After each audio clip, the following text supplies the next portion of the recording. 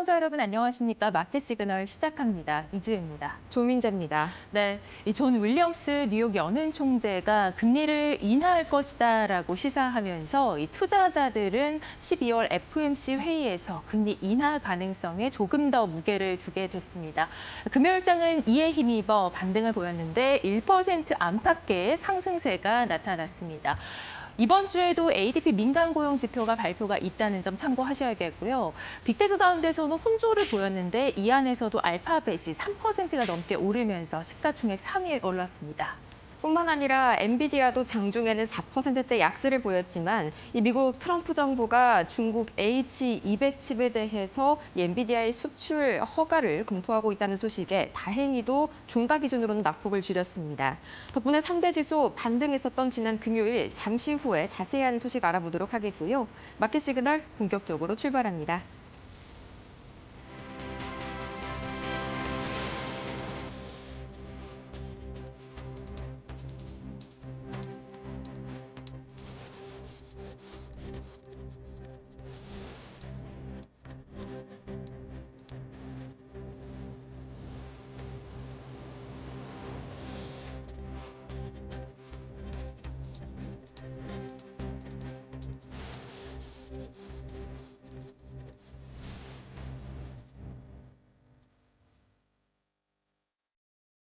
다시 한번 커진 12월 금리 인하 기대감에 지난 금요일 뉴욕 증시 3대 지수가 일제히 반등에 성공했습니다.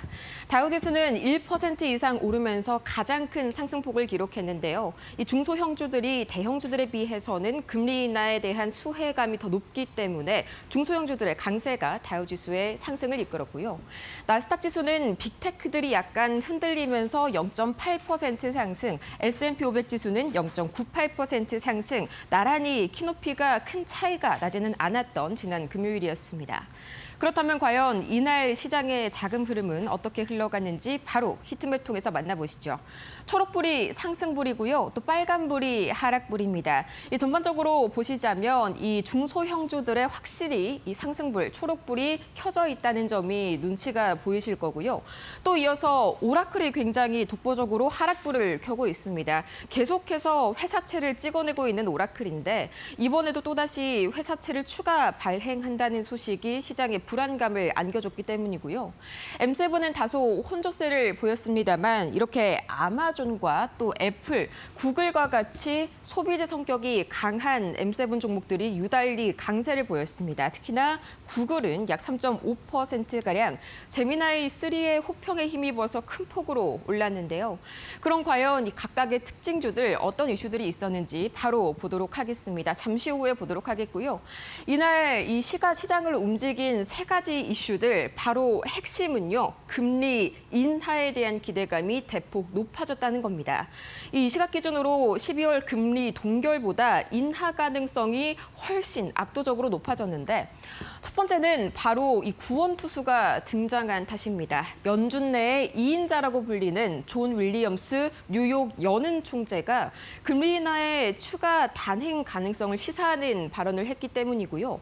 또 두 번째로는 12월 미시간대 기대 인플레이션 역시 장기물과 단기물 모두 낮아지는 양상을 보이면서 인플레이션에 대한 이런 우려감들을 다소 완화해 준 점이 이 금리 인하에 대한 기대감을 높여줬는데요. 다음 장을 통해서 조금 더 그래프를 통해서 자세하게 보시죠.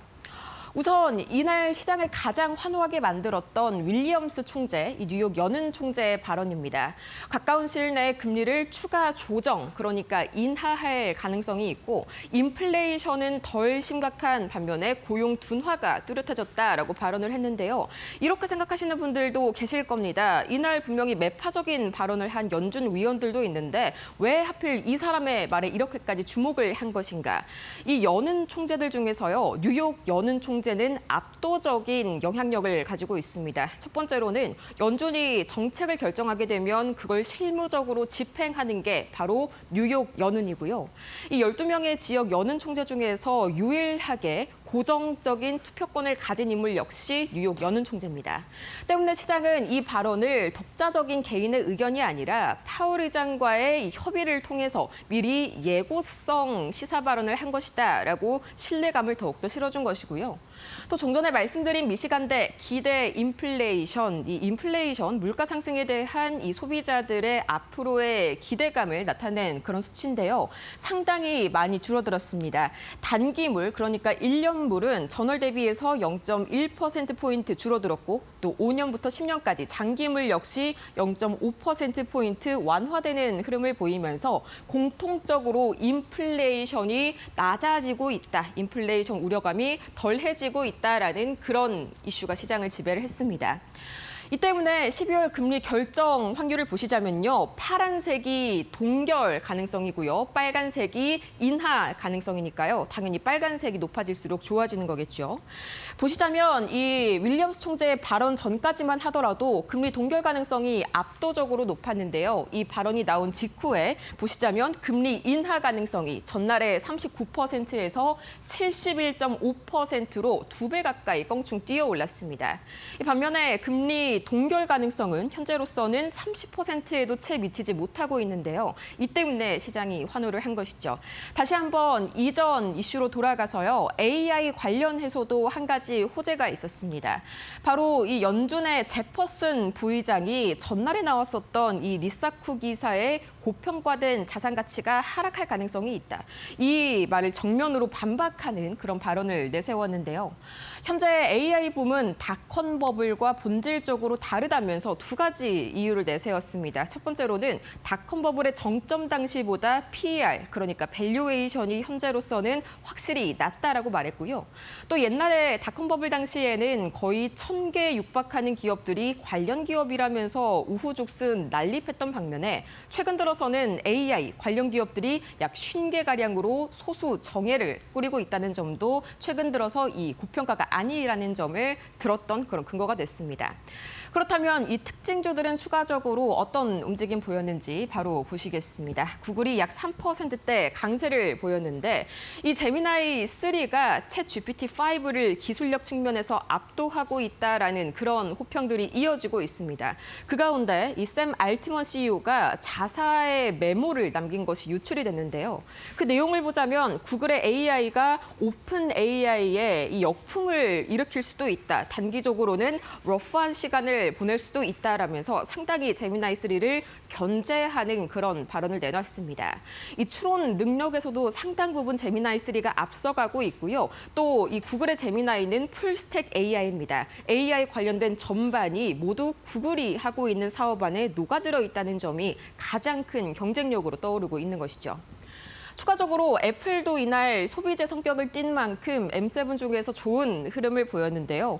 이 번스타인이 또 메모리 가격의 상승이 애플에게 큰 영향을 미치지 않을 것이다. 애플은 강력한 방어력을 가지고 있다라면서 주가를 옹호하는 발언을 했습니다.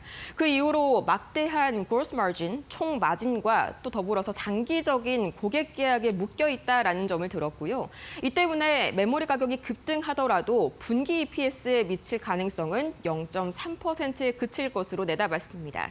상당히 애플 측에서는 견고한 방어력을 갖춘 것이죠.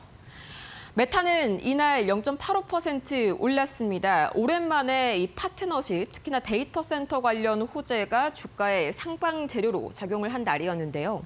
인도의 IT 기업인 시파이 테크놀로지스와 500메가와트의 이 데이터 센터를 구축하는 파트너십 체결 계획을 발표를 했습니다. 다만 이번에 데이터 센터에 투자금을 들여서 이걸 짓는 기업은 바로 시파이고요. 메타는 단순히 이걸 임대하는 방안이 유력합니다. 이 때문에 이 막대한 재정 부담에 대한 우려감이 완화되면서 시장이 상승 흐름을 보여준 메타였고요. 추가적으로 이 세 가지 M7 종목 더 보도록 하겠습니다. 가장 먼저 마이크로소프트입니다. 이날 1% 이상 하락했는데요. 이 마이크로소프트의 아버지죠. 빌 게이츠. 이 빌 게이츠의 재단이 3분기 들어서 마이크로소프트 보유 지분을 65%나 매각했다는 소식이 다시 한번 시장에 경계감을 불러일으켰고요. 테슬라는 1% 내렸습니다. 작년 1월에 워싱턴에서 발생했던 모델 3 충돌 사고 관련 피소건이 발목을 잡았는데요. 이 당시에 구조 직후에 도어 핸들이 제대로 열리지가 않아서 구조가 지연됐다는 그런 논란들이 현재 확산이 되고 있습니다.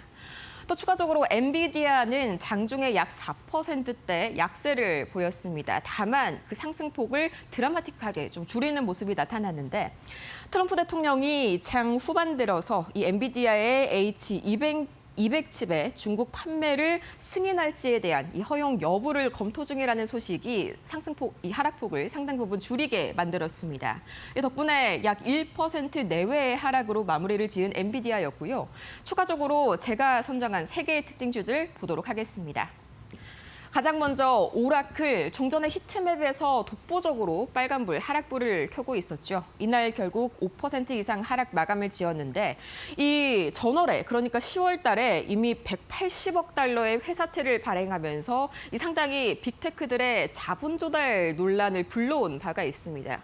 그런데도 불구하고 또다시 이날 380억가량의 막대한 이 투자 회사채를 발행을 하게 되면서 과연 이 막대한 빚을 오라클이 갚을 수 있을 것인가, 여기 재무 건전성에 대한 부담감이 더욱더 커졌기 때문이고요.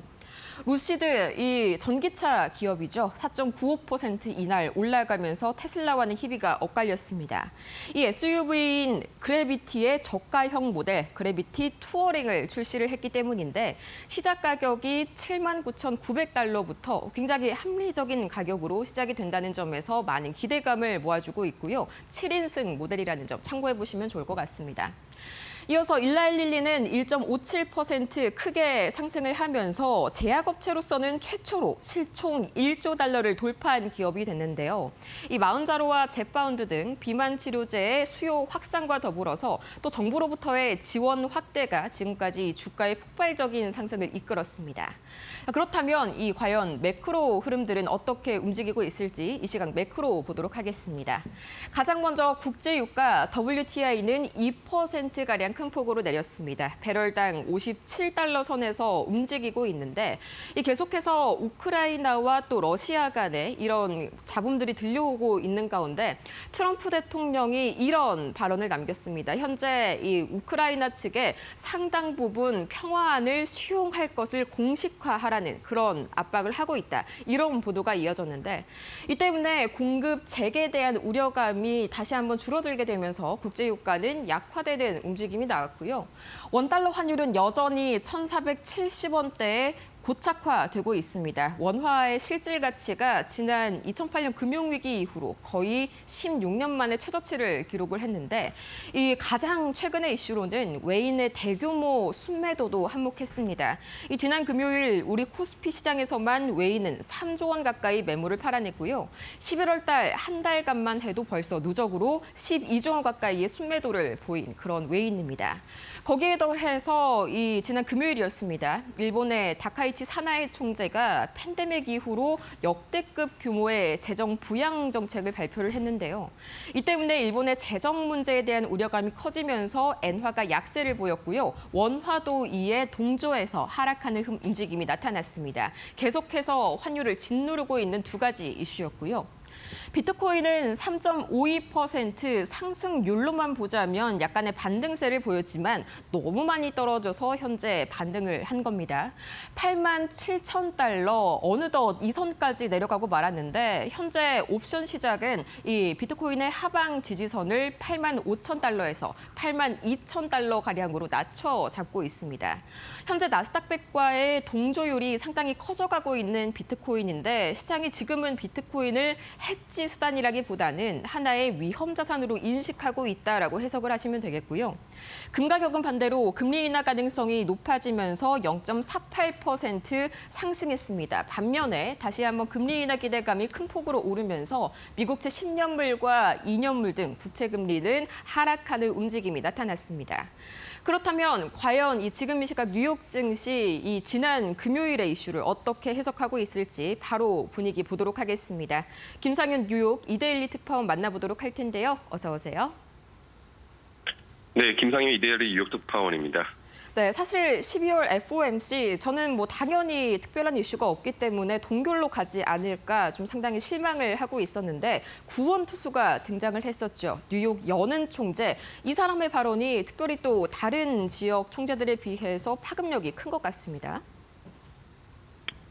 네, 지난 뉴욕 증시의 그 반등의 직접적인 촉매는 바로 존 윌리엄스 뉴욕 연은 총재의 발언이었습니다.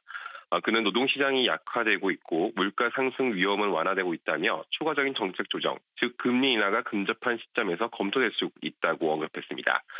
이는 12월 금리 인하를 말하는 것이고요. 연준의 핵심 의사 결정 중 하나인 윌리엄스가 이렇게 명확하게 해서 여지를 준 것은 시장의 큰 신호로 받아들였습니다. 실제 시장 기대도 수치로 확인됩니다. 미 국채 선물과 금리 선물에 반영된 확률은 금요일 기준 약 70% 수준으로 12월 FOMC에서 금리 인하가 진행될 수 있다는 전망이 우세한 윌리엄스 10%에 했던 것이죠. 그만큼 발언의 충격입니다. 다만 연준의 공식 입장은 여전히 기반입니다. 최근 소비자 심리 악화, 노동시장 둔화 조짐, 인한 통계 공백 등 경기 불확실성이 커지고 있다는 점은 금리 인하 쪽으로 무게를 실어주는 요인입니다.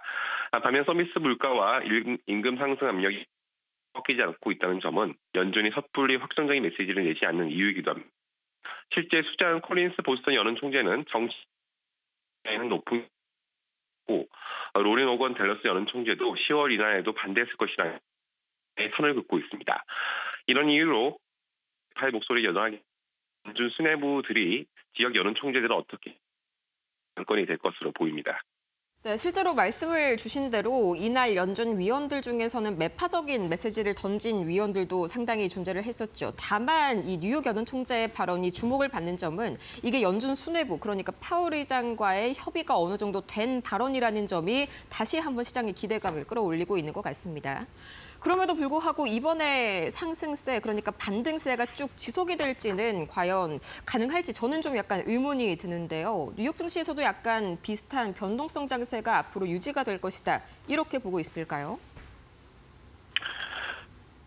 결론적으로 말씀드리면 이번 반등을 어렵고 여전히 변동이 큰 장세가 이어질 가능성이 크다는 평가가 우세합니다. 우선 지난주 흐름 자체가 시장의 불안정성을 그대로 보여줬습니다. S&P 500과 다우지수는 주간 기준이 가까이 하락했고 나스닥은 2.7% 넘게 밀리면서 10월 이후 가장 나쁜 한 주를 기록했습니다. 지난 금요일 반등이 있었긴 했지만 그전까지는 오르며 급락이 이어진 장세가 계속 있었죠. 이는 투자 심리가 그만큼 취약해졌다는 신호로 해석됩니다. 경고도 잇따르고 있습니다.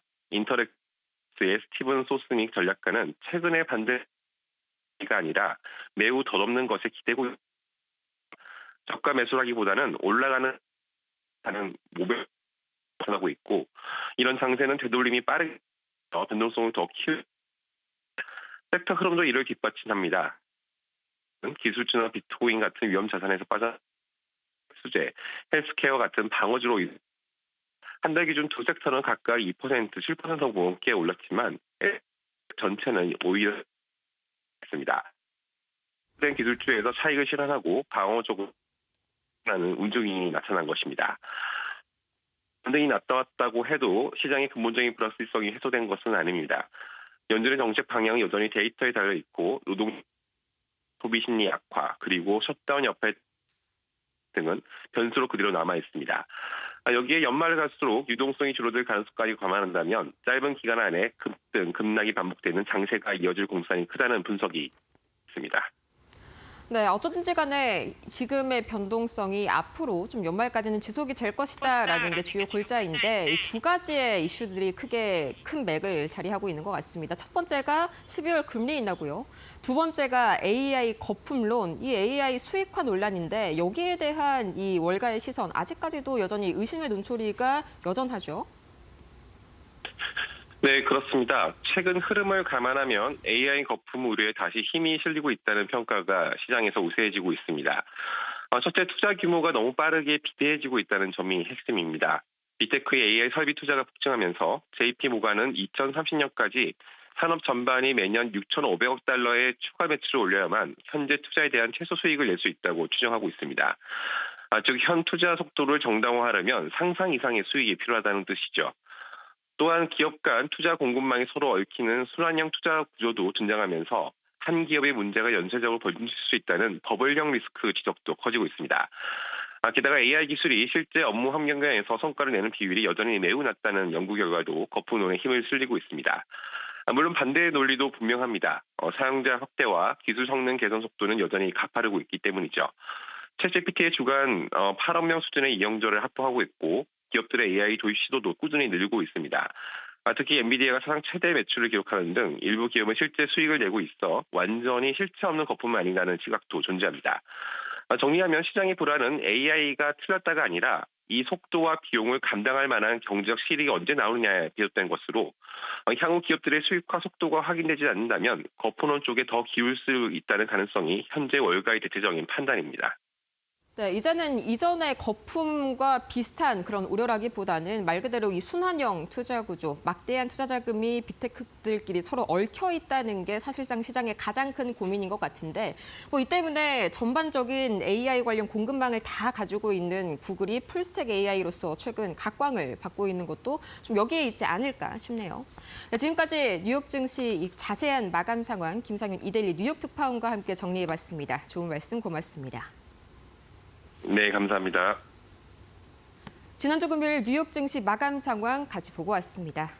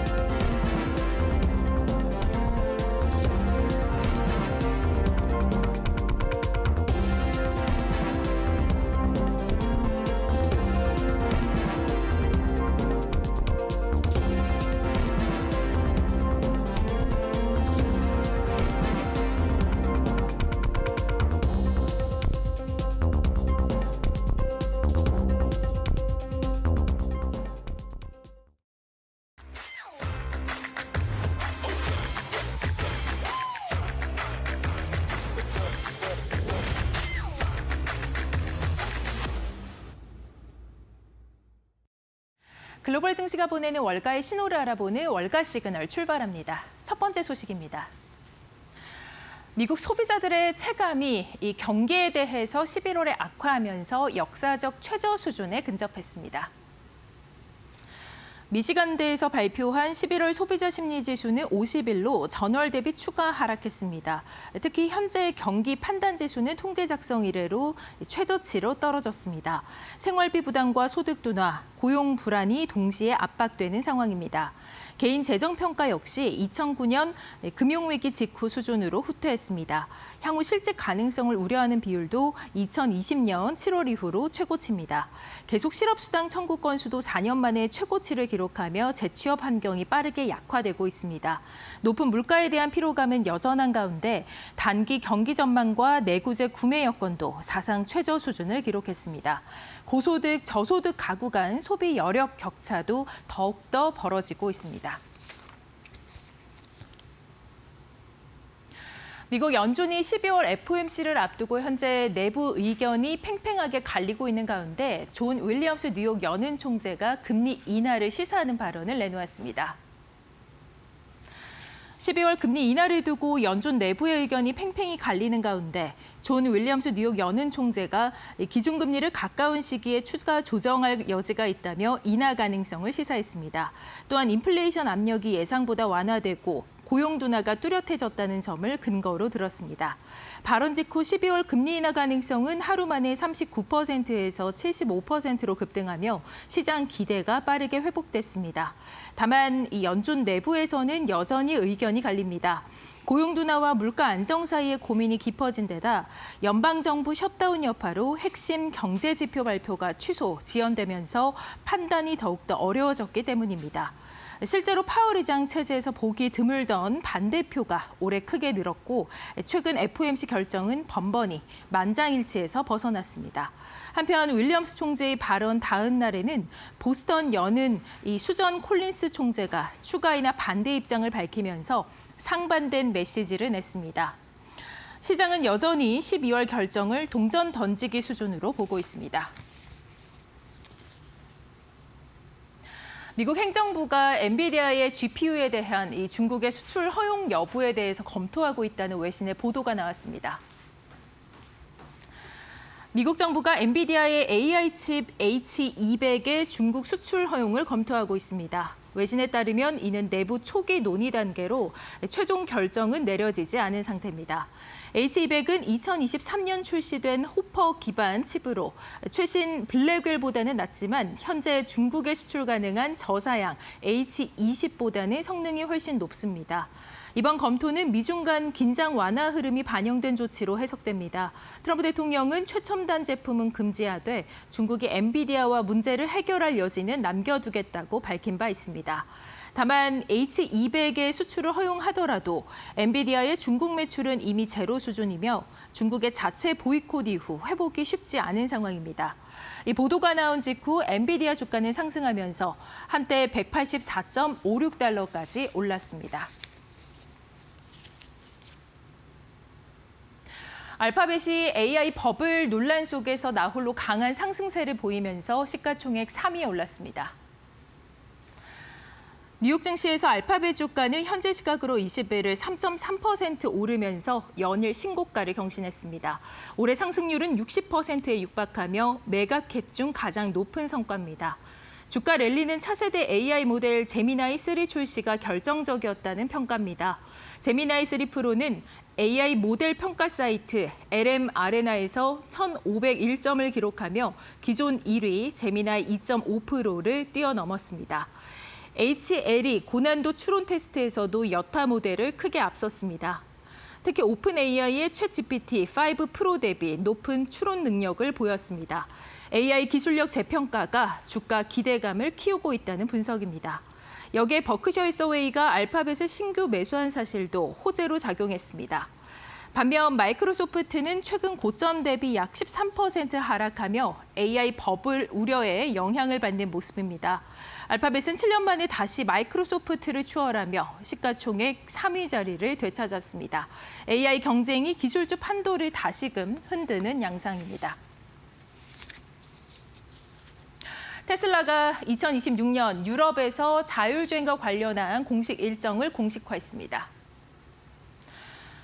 테슬라가 처음으로 2026년 2월까지 유럽에서 완전 자율주행 기능 승인을 목표로 하고 있습니다. 네덜란드 자동차청 이 단체에서 2026년 2월 국가 승인을 약속하면서 규제 교착 상태였던 유럽 도입이 큰 전환점을 맞았습니다.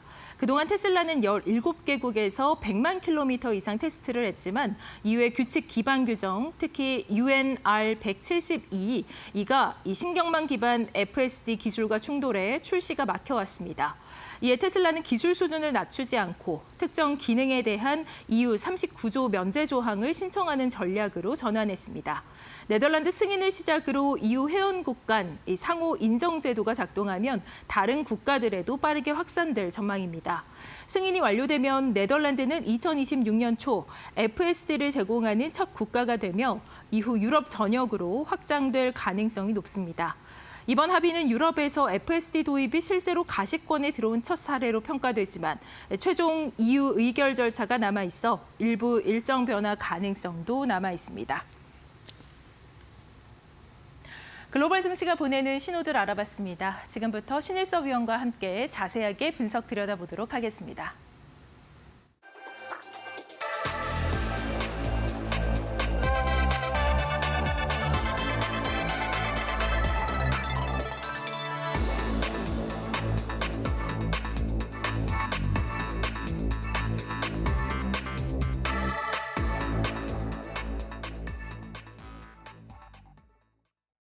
네, 알파벳이 마이크로소프트를 제치고 지금 시가총액 3위에 오른 소식을 전해드렸습니다. 자, 그 이유, 또 그 배경에는 제미나이 3가 출시됐기 때문이라는 그러한 호평이 줄을 잇고 있는데요.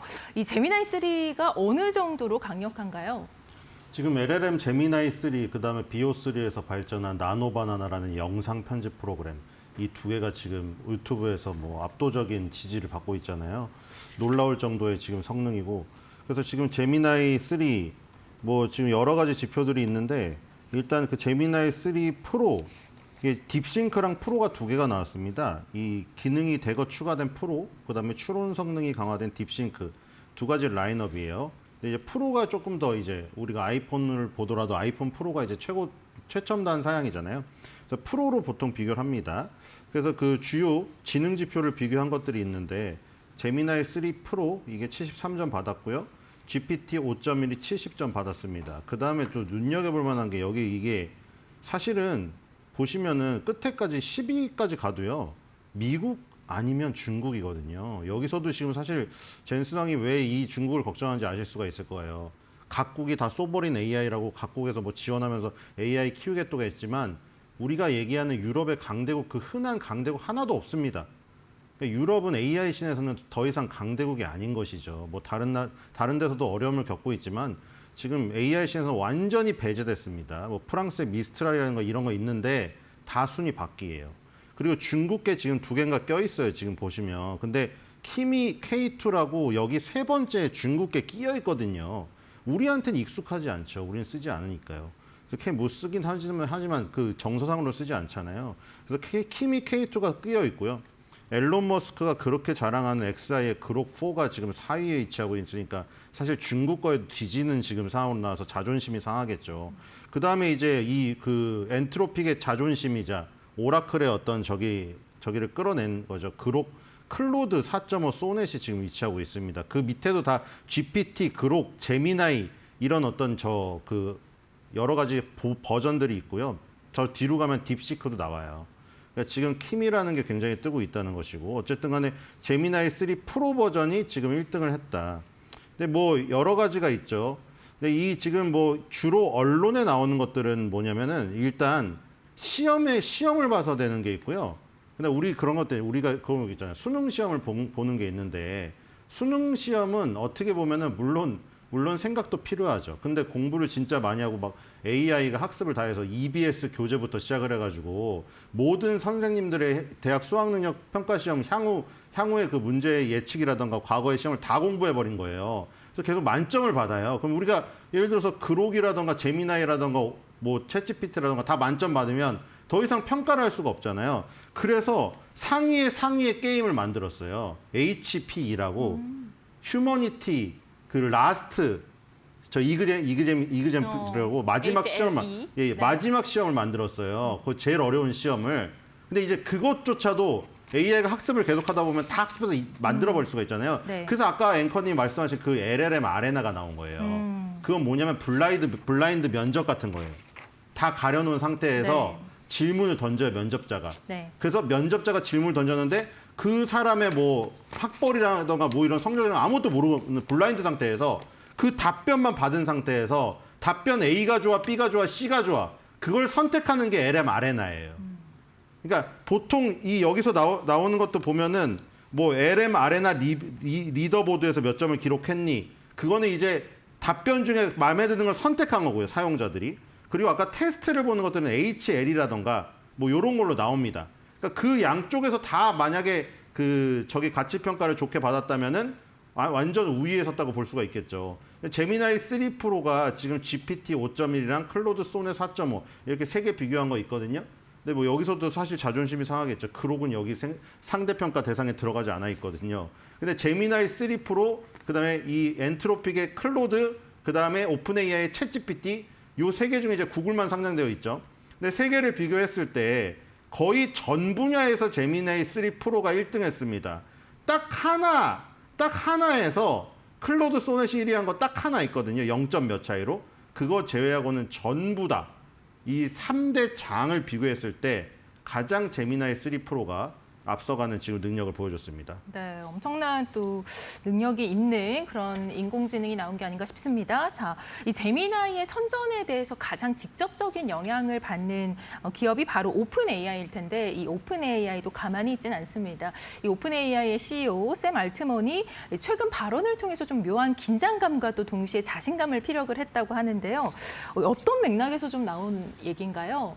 네, 일단 아까 제미나이 3 프로 AI 모델 평가 사이트 중에 LLM 아레나라고 그 시험을 보는 게 아니라 사용자들이 그냥 질문을 이게 어떤 LLM인지 모르고, 그러니까 여러분들 막 요즘에 하나당 가격 비싸잖아요. 쓰려면 여러 가지 다 쓰려면 구독료 많이 드시잖아요. 이 LLM 아레나 사이트 들어가면 모든 거를 시험 평가해 볼 수 있기 때문에 공짜로 이용해 볼 수 있거든요. 그러니까 거기 들어가서 내가 이게 오픈 AI 챗GPT인지 엔트로픽의 클로드인지 제미나이의 구글의 제미나이인지 그걸 몰라요. 모르는 상태에서 던져요, 질문을.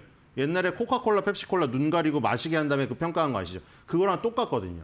그래서 딱 던졌는데 LLM 아레나 리더보드에서 1501점이 제미나이 3 프로가 나왔어요. 근데 그게 기존 1위가 누구였냐면 제미나이 2.5였습니다. 그래서 그 전에도 기존 1위가 제미나이 2.5였고 이번에 제미나이 3 프로가 평가를 했는데 또 그걸 능가했어요. 그러니까 오픈 AI의 챗GPT를 지금 뭐 자식처럼 여기는 샘 알트먼은 조금 자존심이 상하죠. 왜냐면 이건 아까 전에 그 시험이 아니거든요. HP나 이런 시험이 아니라 이건 정말 사용자들이 랜덤으로 질문을 던졌을 때 오픈 AI 챗GPT가 패배한 거거든요. 그러니까 이제 긴장을 안 할 수가 없는 거죠. 오픈 AI 챗GPT가 먼저 나왔을 때만 해도 완전 상황이 역전되어 있었습니다. 구글의 레드 코드가 발령됐었던 거 기억하실지 모르겠습니다. 그때 순차이 그 CEO가 전 직원들한테 장문의 편지를 썼어요. 우리는 뭐 이런 저력이 있고 우리가 준비하는 시간대로 그 시간 타임대로 하자 이렇게 얘기를 했거든요. 그게 과언이 아니었다는 게 증명이 된 거죠. 그러니까 알트먼도 이제 메모를 보냈네요. 이게 지금 뭐 공식적으로 이 공식 메모는 아니고요. 비공식 메모를 지금 이 디인포메이션이라는 이 미국의 언론사에서 보도를 했습니다. 이 보도의 내용을 보니까 아까 전에 예를 들어 가지고 오픈 AI GPT 같은 경우에는 HLE 그 마지막 테스트 있죠. 인류의 마지막 시험. 거기서 30.7이 나왔는데 제미나이 3 프로가 37.5, 딥싱크 버전이 41% 나왔어요. 여기서도 졌어요. 그러니까 인류의 마지막 시험에서도 졌고요.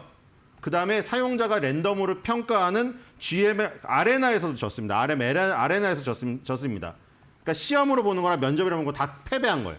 그러니까 이제 샘 알트먼이 비공개 메모를 보냈다 보니까 구글을 일단 칭찬했습니다. 구글이 사전 학습 분야에서 훌륭한 성과를 거두고 있다. 우리가 인정해야 된다. 하지만 우리는 빠르게 따라잡고 있기 때문에 이 글이 실망스러운 내용이 되기를 바라지 않는다. 우리 회사는 놀라울 정도로 잘해내고 있고 앞으로도 계속 잘해낼 것으로 기대한다고 하면서 오픈 AI에 힘을 실어줬습니다. 네. 시가총액 3위에 올랐다. 이건 어마어마한 사실 이력인데 지금 어떻게 보면은 시장에서는 이 주가 상승을 조금 더 구조적인 그런 관점에서 보고 있는 것 같습니다. 뭐 제미나이 3 효과도 있겠지만 이뿐만이 아니라 지금 AI 개발부터 인프라 그리고 하드웨어 서비스까지 제공하는 이 풀스택 기업으로서 구글 알파벳을 인정하는 그런 분위기가 연출되고 있는데요. 지금 그런 평가가 지배적이라고 봐도 될까요? 네, 이렇게 가다가는 애플과 마이크로소프트도 제칠 가능성이, 애플을 제칠 가능성도 있지 않을까. 마이크로소프트는 제쳤죠, 하나. 왜냐면 애플이 아쉬운 게 바로 이 부분이잖아요. 지금 애플은 이거 없이도 시총 2위를 갔거든요. 근데 만약에 애플에 이런 LLM 하나 있었으면 엔비디아도 제쳤을 수 있다고 생각이 됩니다. 왜냐면 지금 구글을 보시면 아시겠죠. 구글이 지금 LLM의 파워로 이렇게 가고 있거든요. 물론 지금 얘기하려는 거대로 LLM 하나만으로 간 건 아니죠. 구글은 일단 검색 시장에서 다 시장을 먹고 있습니다. 그래서 그 검색에 대한 위협으로 우리가 오픈 AI 챗GPT를 얘기했었잖아요. 근데 인공지능이 검색을 먹었는데 그 인공지능이 구글이 만든 게 됐어요. 그러니까 우리가 우려로 삼고 있었던 그 지점. 구글의 검색 시장을 인공지능의 LLM이 먹을 것이다 라는 우려 때문에 구글이 그동안 안 갔었던 건데 그 먹은 LLM이 구글게 됐단 말이죠. 구글의 제미나이가 구글의 크롬을 먹었어요. 그러니까 이거는 그냥 시장을 다 먹어버린 거죠. 그러니까 지금 우리가 뭐 크롬을 쓰던 구글의 저기를 클라우드를 쓰던 어쨌든 간에 지금 이 LLM 제미나이 모델을 기반으로 해가지고 모든 생활이 되는 오픈 AI의 챗GPT가 선점한 효과 때문에 지금 거기서 지금 고객을 잡으려고 계속 락인을 걸고 있는데 자꾸 풀려나가려고 하고 있거든요. 이게 분명히 뭐 알바도 있겠죠. 댓글에 알바도 있겠는데 제가 정말 여러 방면의 댓글을 다 봤어요. 레거시 미디어, 신문, 유튜브 싹 다 봤는데 이건 알바로 커버할 수 없는 정도의 표본이에요. 제가 5,000개 넘게 봤어요. 진짜로 댓글을. 근데 자꾸 요즘에 뭐가 눈에 띄냐면 오픈 AI 챗GPT 그냥 처음에 써가지고 습관적으로 쓰고 있는데 나 이 제미나이로 갈아탔다. 그런 건 여러 이유가 있어요. 아까 말한 대로 영상 편집 부분에서 BO3라든가 나노바나나 프로가 워낙 월등해서 그런 것도 있고 오픈 AI의 챗GPT는 계속 질문하다 보면 느려진대요. 저도 사실 요즘에 느끼고 있긴 하거든요. 제가 막 이미지를 많이 생성하는데 자꾸 느려지고 있어요. 그래가지고 그런 부분 때문에 제미나이로 옮겨간다는 게 지금 많긴 합니다. 그런 부분이 결국 오픈 AI가 굉장히 우려하는 부분이고 구글은 계속 승승장구하는 부분이죠. 그리고 구글은 또 뭐가 있느냐? 칩까지 스스로 만듭니다. 오픈 AI는 엔비디아와 오라클과 브로드컴과 이렇게 협업을 통해 가지고 칩을 어떻게 제공받는. 그리고 어제 그 지난 시간에 못 보여드렸지만 그 마이클 버리가 올린 것 중에 그 지적한 그 도표가 있어요. 엔비디아가 오라클에 돈을 대주고, 엔비디아가 오픈 AI에 돈을 대주고, 오픈 AI가 그걸로 다시 엔비디아 칩을 사는 게 아니냐. 구글은 엔비디아 돈으로 안 삽니다. 구글이 자기 유튜브로 번 돈으로 사죠. 번 돈으로 만들죠. 그래서 그 자기가 만들어서 자기가 LLM까지 개발하고 있다. 네, 좋습니다. 자, 다음으로 두 번째 이슈 함께 만나보도록 하겠습니다.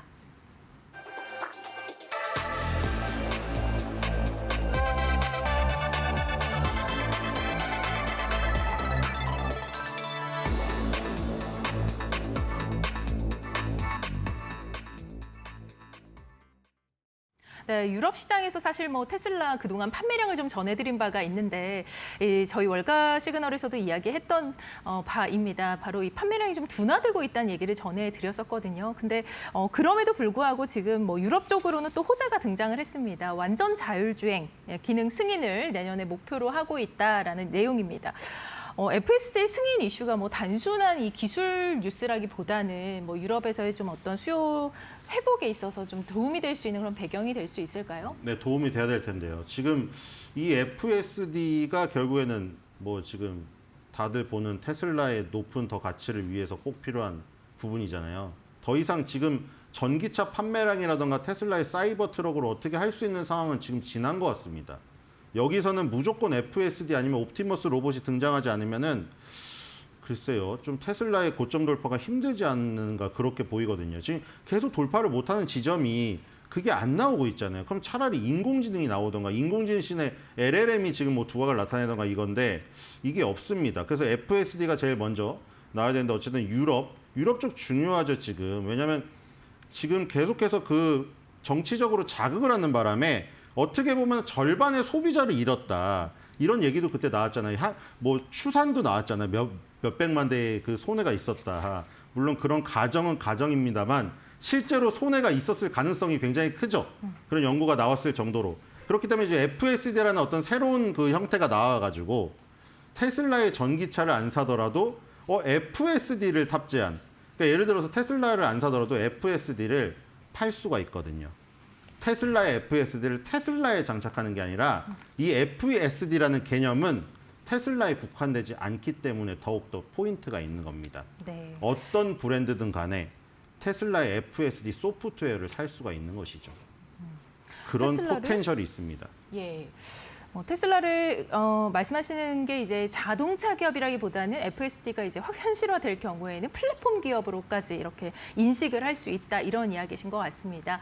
자, 최근에 그런가 하면 이제 이 그룹과 관련된 편향 논란이 좀 나오고 있습니다. 질문을 넣었더니 좀 충성스러운 답변이 나온다 이런 얘기가 있거든요. 근데 제 생각에 뭐 아까 전에 인류의 마지막 시험이고 뭐 이렇게 수학능력 시험까지 만든 거 있잖아요. 예. 거기서는 이제 뭐 과학능력 무슨 뭐 수학력 이런 데서는 그룹이 좋은 효과를 받을 수가 있는데 네. 아까 LM 아레나 있죠. 네. 거기는 그냥 질문을 던진 다음에 답변이 돌아오는 걸 보고 선택을 한다고 했잖아요. 사용자들이 질문을 던졌어요. 근데 엉뚱한 답변이 돌아온다면 그걸 선택 안 할 가능성이 크죠. 그러니까 제미나이라든가 오픈AI, 챗GPT에 뒤지는 결과가 나올 수가 있는 겁니다. 네. 이 답변이 좀 일론 머스크 쪽으로 그렇죠. 기울어진. 그러니까 그죠? 이런 네. 것 때문인 거죠. 그록에 대해서, 앨런 머스크에 대해서 뭐 특별히 어떤 그 고정관념이 없다고 하더라도 없을 수밖에 없게 구성이 되어 있잖아요. LM 아레나가. 그런데 질문을 던졌는데 엉뚱한 답변이 나오니 예를 들어 유명한 게 그거 아닙니까? 지금 뭐 예를 들어서 건강한 사람에 대한 얘기가 나왔는데 지금 앨런 머스크가 가장 건강하다는 답변이 나오거든요. 이게 스포츠 선수랑 비교해도. 예를 들어서 여러분들이 별명이 금광벌개라고 붙어있는 르브론보다도 앨런 머스크가 더욱더 건강하다. 왜냐? 그 이유가 더 황당합니다. 스페이스X와 테슬라 등 7개 기업이 운영하고 있죠. 주당 무려 100시간을 일하니까 르브론이 잠깐 뛰는 NBA보다는 훨씬 더 가혹한 환경이다라고 해서 앨런 머스크가 더 물론 건강할 수도 있죠. 르브론보다. 근데 우리가 스포츠 선수랑 비교했을 때 이거를 굳이 그쵸? 이 건강 문제에서 요 앨런 머스크의 손을 들어야 되나? 이거는 사실 짜여지지 않으면 저렇게 답변이 나올 수 없지 않을까요? LLM이 학습을 할 텐데요. 그렇죠? 그래서 이런 것들이 조금 편향적인 부분이 있다. 자꾸 얘기가 나오고 있는 부분입니다. 네, 최근에 이제 그록을 좀 머스크가 적극적으로 언급을 하고 있는 상황인데 이 발언들이 또 얘기가 여러 가지로 나오고 있네요. 예. 네, 그 뉴욕에서 이제 바론 인베스트먼트 컨퍼런스가 열렸거든요. 바론이 이제 82세인데 이 유명한 바론 캐피탈 운영하시는 분인데 테슬라의 주주예요. 그리고 이 테슬라가 일론 머스크의 보상안에 대해서도 항상 이쪽은 찬성하는 입장인 펀드예요. 노르웨이 국부 펀드랑은 다르게. 그래서 이 테슬라의 일론 머스크에 대한 어떤 애정을 갖고 계신 분인데 이분도 워렌 버핏만큼 나이가 많죠. 이분이 이제 그 지점을 얘기한 거죠. 이렇게 지금 나가는 요 편향적인 부분을 자꾸 이 강조해서 어떤 식으로 나중에 키울 거냐 질문했을 때 역시 앨런 머스크더라고요. 앨런 머스크는 지구를 생각하지 않고 있습니다. 여기서 화성이 또 나왔어요. 그러니까 만약에 인류가 멸망할 경우에 만약에 어떤 생물체가 나중에 나올지 모르잖아요. 그 생물체가 우리가 만약에 XAI를 통해 가지고 우주에도 뿌려놓고 화성에도 뿌려놓고 했대요. 그게 남아있는 거를 캐치하면 옛날에 살던 인간이라는 존재가 이런 거를 공부했었거나 한 걸 알게 되겠다. 나의 XAI의 그록은 이런 존재가 되는 것을 원한다고 하면서 지금 한 발 더 나갔습니다. 공상과학 아이콘인 아이작 아시모프와 더글라스 아담스의 이름을 딴 엔클로피디아 갤럭티카로 리브랜딩할 예정이라고 합니다. 네, 좋습니다. 오늘 또 테슬라와 관련한 유럽 FSD 공식 스케줄 얘기와 또 더불어서 그런 얘기까지 했습니다. 월가의 전반적인 매크로부터 종목까지 트렌드 알아봤습니다. 신일섭 위원과 함께했습니다. 고맙습니다.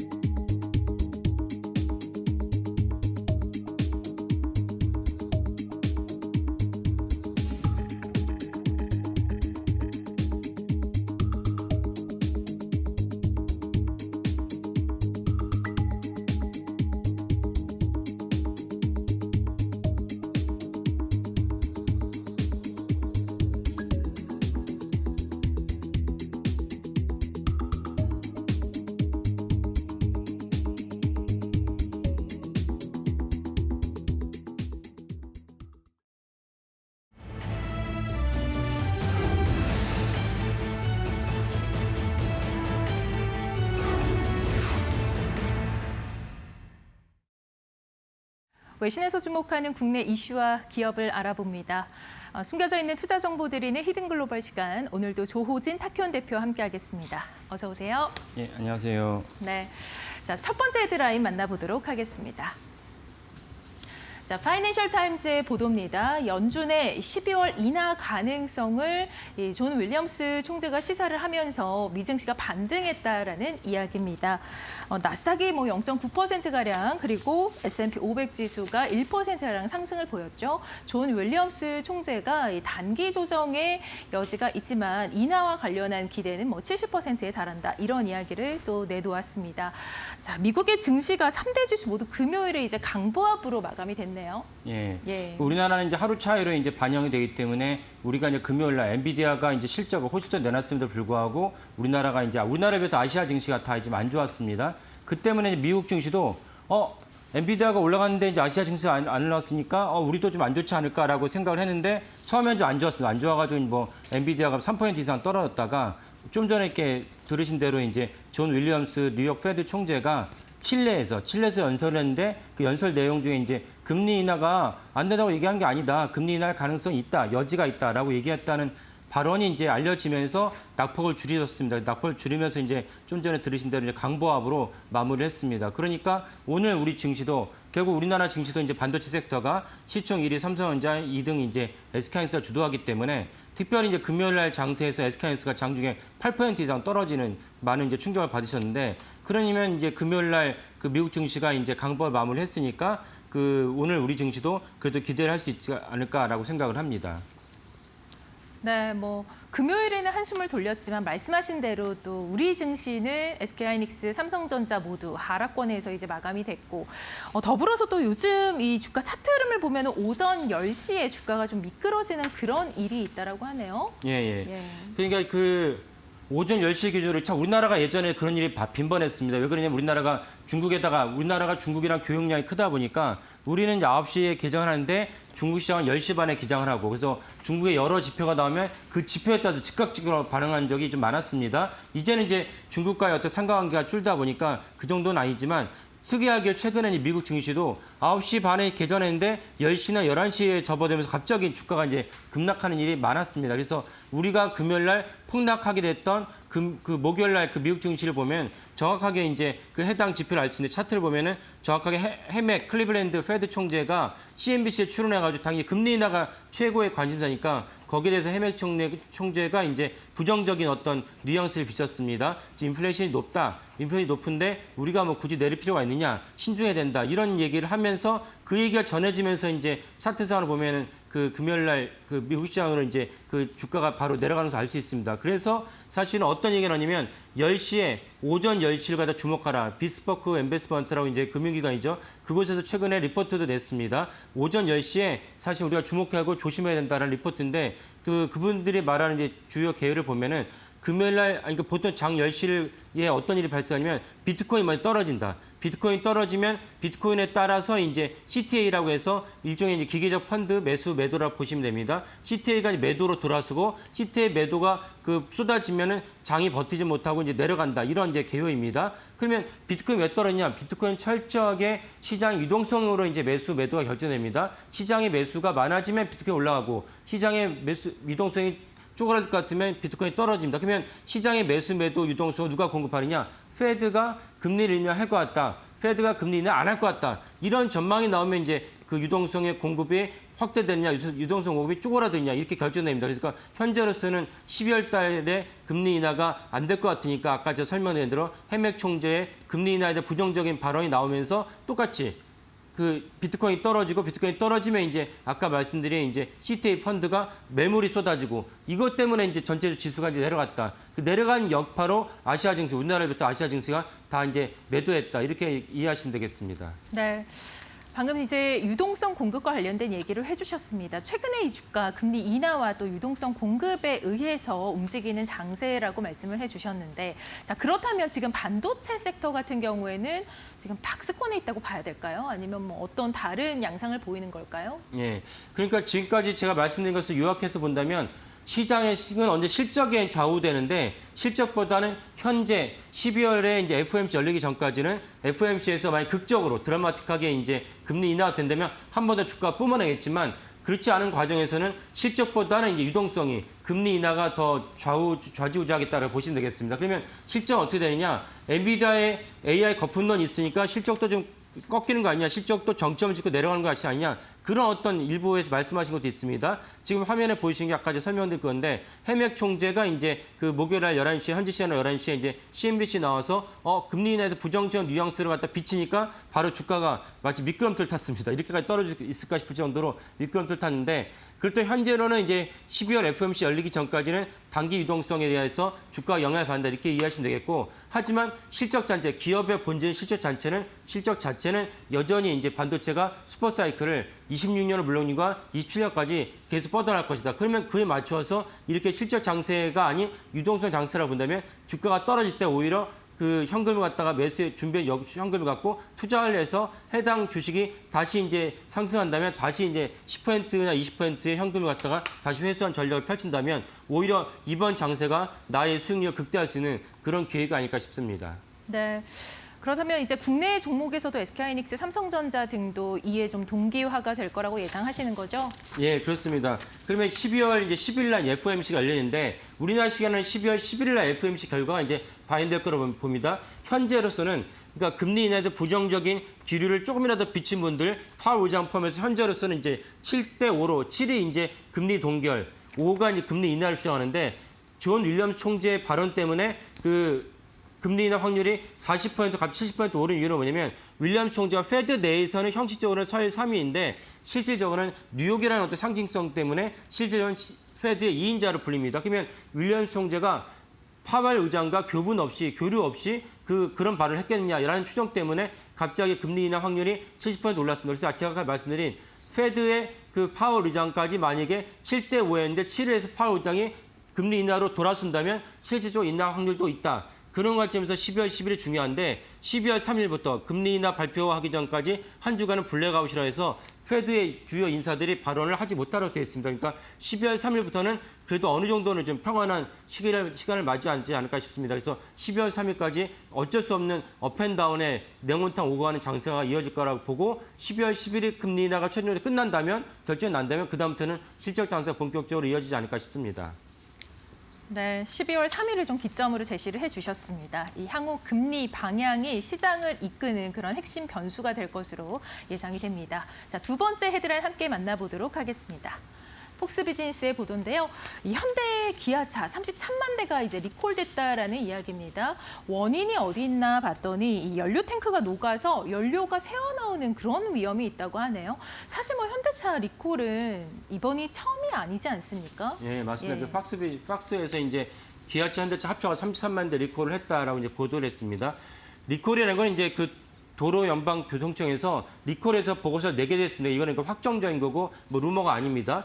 그 최근에 있었던 이제 현대차의 어떤 그 리콜을 보면은 얼마 전에 저희가 보도해드렸지만은 그 지난 10월에도 산타페가 13만 5천 대, 그다음 9월에도 펠리세이드가 56만 대, 57만 대에 육박할 정도로 엄청난 이제 리콜을 했습니다. 그래서 이런 리콜은 이제 확정적인 거고 리콜이 당연히 이제 뭐 숫자가 작으면 괜찮죠. 이렇게 숫자가 크면 사실은 기아차나 현대차 입장에서 매출이나 주가에 도움이 안 된다는 것이 분명한 사실입니다. 네. 최근에도 이렇게 계속해서 지속적으로 리콜이 발생했다 이렇게 볼 수 있겠는데 그 진짜 원인은 무엇인가요? 예. 그 이번 리콜 같은 경우는 이제 연료 탱크에 화재가 날 위험이 있다라는 것이 이제 연방도로교통안전청의 이제 진단입니다. 그렇다면 사실은 이게 큰 위험이죠. 그 엄청나게 주행을 많이 해야 되는데 주행을 많이 하는데 거기서 만약에 연료 탱크에서 불이 난다. 이건 사실 운전자들에게 불안해서 차를 갖다 시동을 켤 수 없는 그런 상황인데 이 문제는 되게 심각하기 때문에 이 문제를 해결하지 않으면 사실은 이제 그 현대 기아차가 그 미국에서 제대로 된 매출과 주가를 갖다가 반영하기는 어렵다. 주가 상승하기 어렵다. 이렇게 전망이 됩니다. 네. 그렇다면 이 부품, 해당 부품을 만든 제조사는 좀 어디로 보도가 되고 있나요? 예. 해당 부품은 이제 모든 부품을 이제 현대 기아차가 만들 수 없으니까 그래서 문제가 된 부품이 이제 우리나라 인지 컨트롤스에서 만들었다고 알려져 있습니다. 인지 컨트롤에서 제조하고 납품한 그걸 장착한 부품들을 갖고 달리는 이제 기아차나 이제 그 현대차의 소나타 같은 경우가 사실 이번 리콜 대상이 됐습니다. 그러니까 사실 현대차에서도 이걸 인정을 해서 전량 해당 부품을 갖다가 리콜 대상인 차주들은 딜러샵으로 미국에서 판매한 차들이니까요. 딜러샵으로 가져오면은 전에 무상으로 바꿔주고 이미 자가로 이 수리해서 부담하신 분들은 그에 해당한 변액 보상을 하겠다는 것이 현대 기아차의 입장입니다. 네. 트럼프 대통령의 관세 부과율이 이제 15%로 떨어졌는데 이 부분에 이제 덕분으로 한숨을 돌렸었죠. 그런데 그 배경에서 지금 계속해서 리콜이 나오고 있는 것, 바로 이 품질 향상에도 좀 집중을 해야 되지 않나라는 비난의 시각을 피할 수가 없을 것 같습니다. 예, 맞습니다. 그러니까 사실 우리 그 한미 관세 협정의 주된 기업은 이제 현대차입니다. 우리가 이제 반도체가 핵심이고 완성차가 핵심인데 반도체는 사실 관세를 부과하지 않겠다고 계속 천명했기 때문에 우리의 이제 SK하이닉스나 삼성전자에 큰 영향은 없는데 다만 완성차 입장인 현대기업차에서는 세계 3위 기업인데 갑자기 날벼락을 맞았다 표현할 수 있지만 이건 예견돼 있었던 일입니다. 왜냐하면 트럼프 대통령이 유세 시절부터 계속해서 이제 뭐라고 얘기했습니까? 관세는 아름다운 단어다라고 얘기하면서까지 했던 건 문제이기 때문에 현대기아차가 발빠르게 준비를 했어야 된다고 생각합니다. 근데 어쨌건 발등에 떨어진 불이니까 우리나라 정부가 다각도로 관세를 갖다 해결하려고 움직였습니다. 그래서 최종적으로는 15%로 이제 원래 25% 부과했다가 15% 낮췄습니다. 근데 안심할 수 없는 게 뭐냐면 미국 현지에서 경쟁 차종이 혼다나 이제 토요타입니다. 근데 혼다나 토요타는 우리는 한미 FTA가 있으니까 기존에 우리나라에서 수출하는 관세율이 0%였는데 일본은 이제 미국이랑 관세 그 FTA가 체결되지 않았습니다. 그러니까 미국과 일본에서 수입하는 이제 일본에서 나가는 이제 미국 차량은 2.5% 관세를 매기고 있었습니다. 그러니까 현대차 입장에서는 2.5%만큼 이점을 갖고 이제 판매를 하는데 2.5%의 그 이점이 없어왔다. 그래서 현대기아차는 더욱더 품질을 높이지 않으면 2.5%의 그 한 발 늦은 어떤 관세 협정에 대한 그 판매를 갖다 우리가 장담할 수 없겠다라는 것이 분명해 보입니다. 네. 연이은 이 리콜 이슈가 안전성 관리에 대한 더욱더 많은 노력을 촉구하고 있는 것 같습니다. 향후 대응 속도가 아무래도 소비자 신뢰 회복에 큰 도움이 될 것 같습니다. 자, 오늘도 히든글로벌 조우진 탁현 대표와 함께했습니다. 고맙습니다. 네, 감사합니다.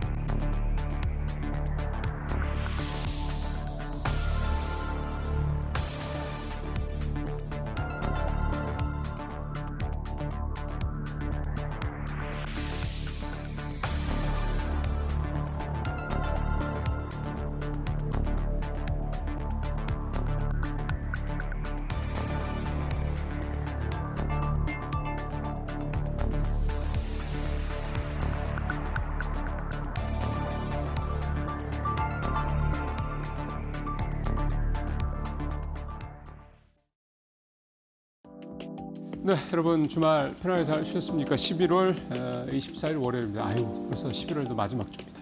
오늘은 좀 꾸물꾸물합니다. 대신 날씨는 좀 덜 춥습니다. 참고하시길 바라고요. 자, 오늘 11월 24일 월요일 날 이데일리 오늘 신문에 나온 내용들 또 시장 관련된 내용으로 좀 오늘 좀 살펴보도록 하겠습니다. 네, CG가 아주 좋죠. 이번 주 주간 증시 일정인데요. AI 거품론의 금리 불확실성까지 코스피 변동성 주의보. 그러니까 지난주의 변동성의 폭이 굉장히 좀 아래쪽으로 깊었다. 그러면 오늘 이번 주도 역시 아래쪽으로 갈 수도 있고 또 위쪽으로 상방으로 또 좀 올라갈 수도 있고. 그러니까 결국 이제 위아래로 올라가다는 진폭이 커진다는 얘기가 변동성이 이번 주도 상당히 좀 있을 수밖에 없다 이런 얘기가 되는 거죠. 근데 전체적인 시장 심리는 이번 주에 뭐 좀 화끈하게 반등을 할 것이냐 쪽에 무게가 이렇게 실려 있는 것 같지는 않습니다. 다만 앞서도 자세히 들으셨던 것처럼 지난주 금요일 뉴욕 증시가 반등을 했죠.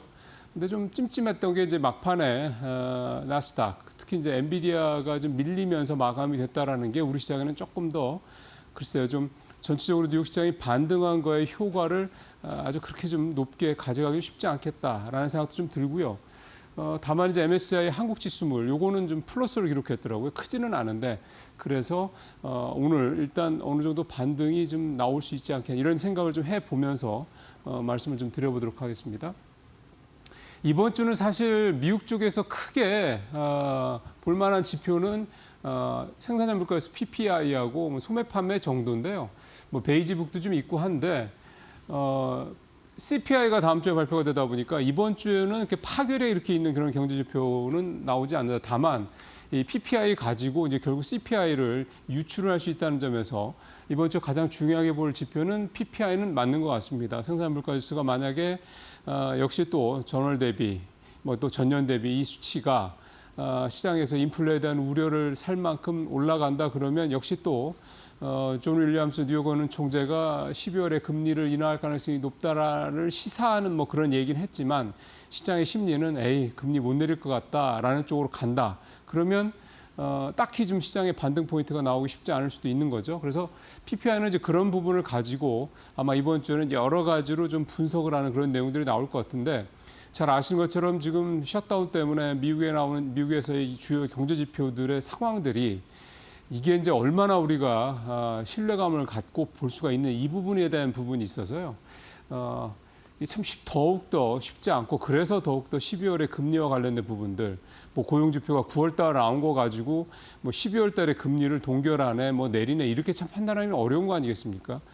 그래서 참 연준이 12월 달에 FOMC를 진행을 하면서 정말 굉장히 강한 어떤 그런 고민과 또 토론과 또 뭐 이런 반발과 뭐 이런 게 있지 않겠느냐.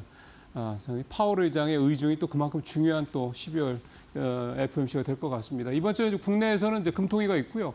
금리 뭐 내리기 어렵죠. 지금 환율 상황 생각하면 1270원대까지 올라간 상황이니까 금리는 동결될 게 좀 분명하고 중요한 건 내년도 성장률 관련된 이런 매크로 지표의 수정치가 얼마나 더 위쪽으로 올라갈 거냐 이 부분에 대한 정도는 좀 관심을 갖고 볼 수가 있겠습니다.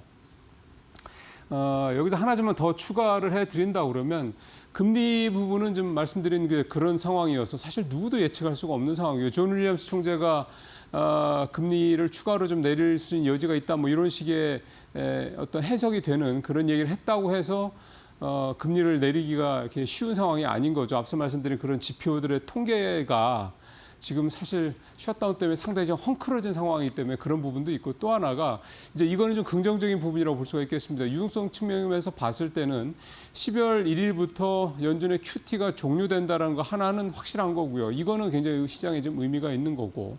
미국 재무부의 뭐 흔한 말로 마이너스 통장이라고 얘기한 TJ 잔고가 자꾸 이제 좀 줄고 있다는 부분들은 또 시장의 유동성이 좀 들어올 수 있는 여지가 있다 이렇게 해석도 좀 시장에서는 하고 있고요.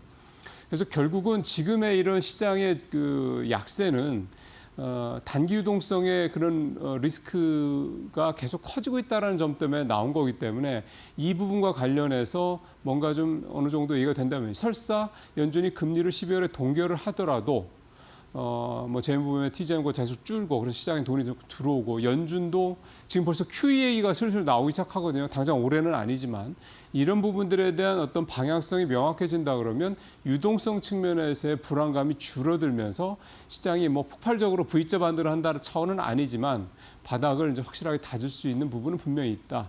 이렇게 좀 생각을 해볼 수도 있겠습니다. 그래서 앞으로 여러분들께서 좀 중요하게 보셔야 될 게 뭐 다음 주에 CPI 나오는 것도 물론 중요하긴 하겠습니다만 통계에 대한 부분은 좀 기대치를 좀 낮추시는 상황에서 결국 시장의 유동성 문제와 관련된 이런 데이터들이 어떻게 움직일 것이냐 이 부분을 좀 주의 깊게 앞으로 보시는 게 시장의 어떤 방향성, 그러니까 더 하방으로 갈 거냐 아니면 어느 정도 바닥 다지고 이제 상방으로 가려고 하는 그런 걸 모색할 거냐 이 부분을 판단하시는데 중요한 참고 자료가 될 것 같습니다. 예, 지난주에 삼성전자 사장단 인사가 있었습니다. 사실은 이제 이 사장단 인사는 해석하기 나름이기 때문에 이 부분에 대해서 뭐 이게 시장에 뭐 대단히 긍정적이냐 부정적이냐 뭐 이런 얘기를 하기는 좀 쉽지 않을 것 같고요. 이게 사실 이제 본인이 이제 이런 기사라든가 이런 걸 쭉 보시면서 이렇겠구나라고 판단하시는 게 상당히 중요할 것 같습니다. 그런 여러분들께서 판단하시는 데 도움이 될 만한 그런 기사 내용이 마침 오늘날 이제 기획성 기사로 나와서요. 요거를 좀 간단하게 좀 설명을 드리면 좋을 것 같습니다. 사진으로 바로 가보시죠. 큰 인사의 틀은 뭐 이미 기사를 통해 잘 아신 것처럼 전용현 부회장과 노태문 사장이 공동 대표로 이 더블 대표 시스템으로 이제 복귀를 했다. 이제 이게 이제 새로운 얘기가 좀 뭐 눈에 띄는 부분이 되겠고요. 사실 저는 이 두 분이 뭐 대표가 됐다는 것도 있겠지만 사실 이미 대표 역할을 해오고 있던 거였기 때문에 그거보다는 이 박홍근 SIT 이게 옛날에 삼성 종합기술원입니다. 그러니까 R&D 이제 센터가 되겠죠. 그다음에 윤장현 DX 부문 CTO 이 두 사람의 인선에 좀 의미를 좀 두어야 되지 않겠는 생각이 좀 들어서 좀 얘기를 좀 하려고 하는데요. 이 박홍근 하버드대 전 석좌 교수죠. 이 분은 뉴로모픽이라고 하는 거를 삼성전자와 같이 공동으로 연구를 했던 경험이 있는 분입니다. 이 뉴로모픽이라는 거는 이게 이제 쉽게 얘기하면 이 반도체가 인간의 뇌에 이제 비슷해지는 기능을 갖게 된다라는 거거든요. 지금 뭐 일론 머스크 CEO가 뉴럴링크라는 회사를 통해서 뇌에 직접 칩을 이식해가지고 뭐 이제 뭐 치료를 하는 뭐 이런 걸 연구한다고 하는 거지만 결국은 뭔가 이게 종착점은 뇌인 것 같습니다. 뭐 제가 정확하게는 잘 알 수 있는 건 아닙니다만 이 결국 반도체도 궁극적인 지향점은 사람의 뇌와 비슷한 기능을 할 수 있는 그런 수준으로 가겠다라는 거지 않습니까? 사실 AI라는 것도 결국은 인간의 인지, 추론, 판단 뭐 이런 것들을 결국은 서서히 좀 근접해가고 이제 나중에는 뭐 넘어갈 수 있다 얘기도 합니다만 결국 이제 인간의 뇌에 대한 오랜 인류의 어떤 탐구가 모든 분야에서 좀 하나하나 결국 궁극점으로 좀 가고 있는 게 아닌가 싶은데 결국 삼성의 이 반도체의 지향점도 뇌에 가까운 이게 뉴로모픽 반도체라는 거 그쪽으로 가려고 하는 거고 굉장히 장기적인 일이 되겠습니다만 박홍근 SIT 원장이 그 일을 이제 진두지휘할 거다 이렇게 좀 봐야 될 것 같습니다. 윤장현 DX 부문 CTO는 삼성 이 벤처 투자 쪽 대표를 맡고 있는 사람이고 이번에 이제 삼성 리서치 장까지 좀 맡고 있게 됐는데요. 이 DX라는 게 잘 아시는 것처럼 휴대폰, 뭐 가전 이쪽이지 않습니까? 이쪽의 특징이 뭐냐면 AI가 발달이 됐을 때 그 AI가 직접적으로 결국 적용이 돼서 소비자들이 사용하는 이 부분이 되는 겁니다. 뭐 집에 있는 제가 쓰는 핸드폰, 뭐 냉장고, 뭐 세탁기, 텔레비전, 그 다음에 이제 뭐 다양한 어떤 그런 제품들이 이런 게 되는 거죠. 결국 이제 거기에 AI가 접목이 돼야지 AI가 대중화가 되고 우리가 지금 인터넷 쓰는 것처럼 되는 건데 그거를 이제 윤장현 CTO가 와서 이제 뭐 어떻게 보면 총괄로 지휘를 한다 이런 얘기가 좀 되는 거죠. 그러니까 그거를 전담하는 사람이 임명이 됐다는 것 자체가 이제 의미가 있다라는 거고 삼성은 이제 반도체를 넘어서서 결국 AI가 실제 소비자들한테 사용이 될 수 있는 이 지점에 대한 부분을 이제 본격적으로 이제 착수하기 시작했다 이렇게 좀 이해를 해보면 되겠습니다. 그래서 삼성의 큰 그림이 어떻게 좀 가는지 이번 사장단 인사에서 그려지고 있다 이렇게 이해를 하시면 어떨까 생각이 좀 듭니다. 자, 세 번째는요. 이게 월요일이다 보니까 확실히 이제 기획 기사가 많습니다. 자, 내년도 주식 키워드로 해가지고 제목은 좀 나오는데요.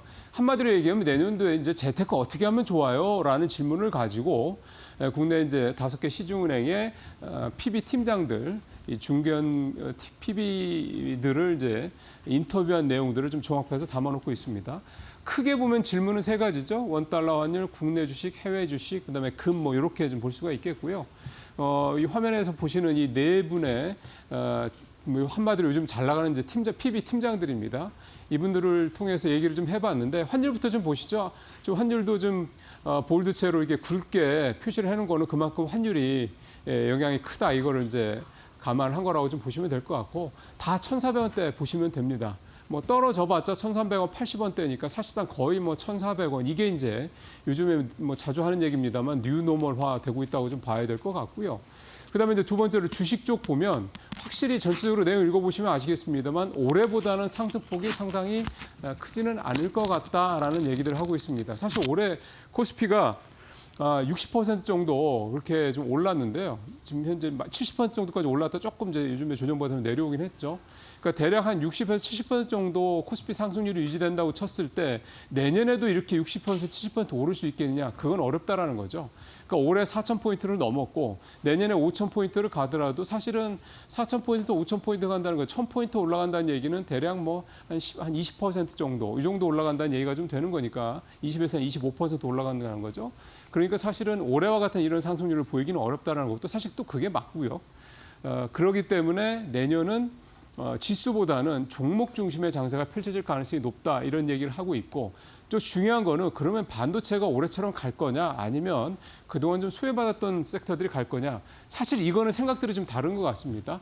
근데 결국은 앞서 지수가 60% 70% 내년에는 못 갈 거다라는 걸 전제로 한다 그러면 이런 대형주들이 또 이렇게 올해처럼 크게 오르는 쪽보다는 종목 장세, 특히 코스피보다 많이 못 올랐던 코스닥 중심의 어떤 그런 장이 나타날 가능성도 높다.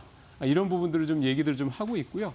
미국 증시는 여전히 좀 좋을 것 같다는 얘기를 하고 있고 미국 증시도 역시 우리랑 비슷하게 올해 좀 덜 올랐던 쪽으로 좀 갈 가능성이 높다. 이렇게 얘기를 하고 있습니다. 어쨌든 밸류가 너무 높으면은 그만큼 더 올라가기에 대한 부담을 좀 있는 거니까요. 하지만 전체적으로도 AI라든가 올해 주도 섹터에 대한 부분에 대해서는 뭐 크게 이견이 좀 없는 상태다 이렇게 좀 볼 수가 있겠고 금은 이게 이제 주식도 오르고 올해 에브리띵 랠리라는 얘기 좀 많이 들어보셨지 않습니까? 그래서 금도 내년에는 더 오를 것이다 이런 얘기를 하고 있습니다. 그러니까 이게 어떻게 주식도 오르고 위험자산도 오르고 안전자산이 금도 오르냐 이렇게 얘기하실 텐데 이미 그거는 올해 어느 정도 좀 깨지고 있는 게 아니냐 이런 생각도 좀 해볼 수가 있을 것 같고요. 중요한 건 이제 금에 대한 부분. 근데 다만 금은 전체 포트폴리오에서 원래 비중이 10% 이상 가져가면 안 된다는 걸 좀 잘 아시지 않습니까? 그렇기 때문에 그런 부분들을 감안하신다면 금이 내년에도 계속 상방으로 간다라고 하더라도 비중을 그렇게 크게 안 가져가신다 그러면 리스크는 또 제한적으로 좀 여러분들께서 좀 가져가실 수 있다 생각을 합니다. 이 기사 내용이 되게 많습니다. 한번 자세히 한번 읽어보시면 도움이 되실 것 같습니다. 자, 오늘 마지막 얘기는 펀드워치 좀 보죠. 지난주 주인공은 인바운드 관련 주였습니다. 소위 말하는 이제 한일령 관련주죠. 그러니까 한한령처럼 중국과 일본의 관계가 지금 굉장히 얼어붙으면서 나타난 현상인데 지금 분위기 나온 거는 주말까지 기사 내용만 봐서는 별로 당장 안 풀릴 것 같습니다. 뭐 사나이 다카이치 총리도 별로 발언을 이렇게 좀 번복한다든가 사과나 이런 얘기를 할 생각은 전혀 없다고 그러고요. 중국은 지금 아예 작심을 한 것 같더라고요. 그래서 이 여파가 조금 더 이어질 가능성이 높다 이렇게 좀 봐야 될 것 같고 ETF가 보니까 이런 인바운드 관련주들이 상당히 좋았습니다. 표 한번 보시죠. 한 주가 가장 높은 수익률을 그런 ETF가 한국투자밸류자산운용의 비타 MG 소비 액티프 요건데 10.5% 단연 1위였고요. 미래자산운용의 타이거 여행 레저 ETF도 5.9% 2위였고 신한자산의 소울 화장품 탑3 플러스가 3위, NH 아문디 자산운용의 하나로 KBT가 4위 이렇게 했습니다. 전체적으로 보면 여행 관련주, 그다음에 인바운드 관련주, 미용기기, 그다음에 뭐 글로벌 텍스프리 같은 회사들, 그다음에 호텔주 이런 주들이 많이 올랐고요. 화장품주들도 지난주에 수익률이 괜찮았습니다. 전체 시장이 나빴던 거에 비하면 그러면 호텔, 레저, 그다음에 화장품, 그다음에 미용기기 이쪽이 괜찮다 이렇게 좀 보시면 될 것 같고 이번 주에도 특별한 문제가 없으면 반도체주가 뭐 반등을 완전히 하거나 이러지 않는다면 이번 주도 이런 소비자 관련주들이 좀 여전히 비교적 괜찮은 수익률을 낼 수 있지 않겠냐 기대가 좀 됩니다. 개별 상품 중에서는 한화자산운용의 플러스 글로벌 히토류 전략 자원 생산기업 ETF 이게 8%로 아주 두드러진 그런 수익률을 좀 냈습니다. 오늘 여기서 마치겠습니다.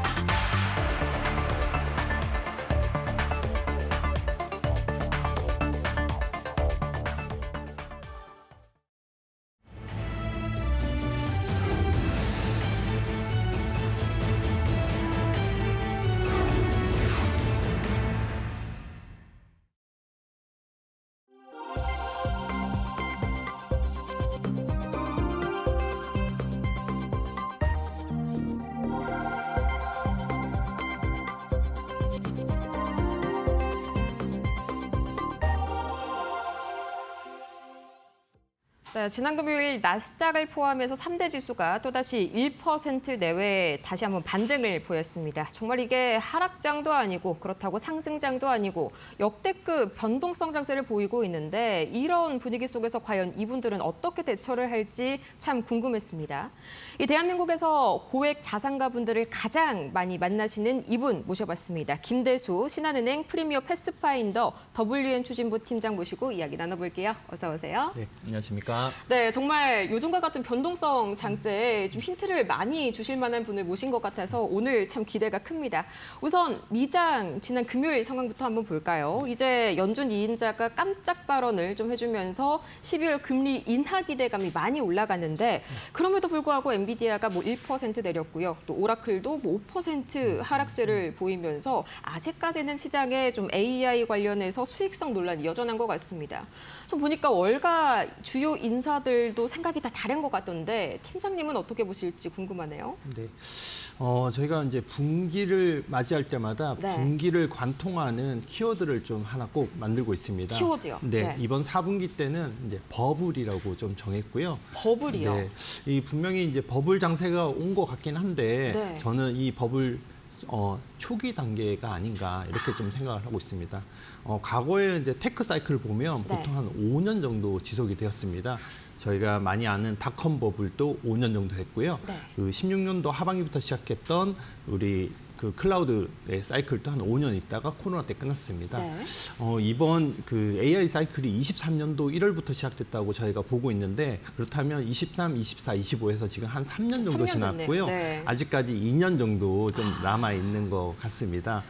네. 그러니까 버블의 초입이긴 하지만 아직은 터지려면 뭐 2년 정도가 남았다. 이제 아직은 좀 네. 해소가 되기에는 멀었다. 이렇게 말씀을 주셨는데 네. 뭐 이게 AI 관련 문제들이 정말 역사적으로 이런 전례들이 없었지 않습니까? 네. 그러니까 좀 주요한 징후 같은 게 좀 나타나는지 이런 것도 궁금한데요. 네. 저희가 이제 버블의 전형적인 징후라고 하면 몇 가지를 꼽을 수 있는데요. 네. 첫 번째 어떤 개인들의 신용 투기들이 좀 많이 신용투기요? 네. 많이 일어나고 있고요. 근데 현재는 그런 투기들은 아직까지 보이고 있지 않다. 다행이네요. 그리고 어떤 새로운 아이디어들이 많이 발생해서 그에 따른 IPO 붐도 네. 일어나는데요. 아직까지 IPO 붐도 좀 일어나고 있는 것 같지는 않습니다. 그 외에 어떤 성장주인데 적자 네. 성장주 또는 어떤 투기주들이 좀 득세해야 되는데 아직까지 그렇죠. 그렇지는 않은 것 같고요. 저는 무엇보다 이게 또 중요하다고 생각합니다. 뭔가요? 금리 인하. 금리 인하요. 네. 저는 뭐 미국이 굉장히 좀 합리적이고 이상적인 국가라고 좀 보고 있습니다. 네. 그런데 이제 버블이 온다. 인플레이션이 많이 발생한다. 이러고 있는데 금리 인하를 트럼프가 앞장서서 그렇죠. 할 리가 없죠. 예, 금리 인하를 주창하고 있지는 않다고 보고 있고요.